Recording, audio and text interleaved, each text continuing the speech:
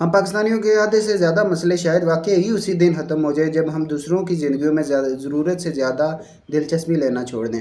ہم ایک ایسے معاشرے میں رہتے ہیں جہاں ہر ایک بندے کو اپنی زندگی سے زیادہ دوسروں کی زندگیوں میں دلچسپی ہے۔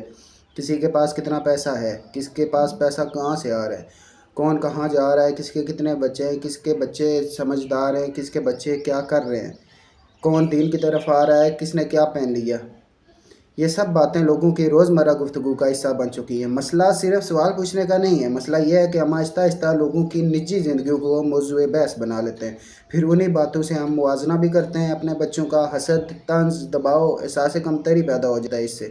کسی کی کامیابی دوسری کے لیے پریشانی بن جاتی ہے، کسی کی خوشی کسی اور کے لیے جلن، اور کسی کی خاموشی بھی لوگوں کو بے چین کرنے لگتی ہے۔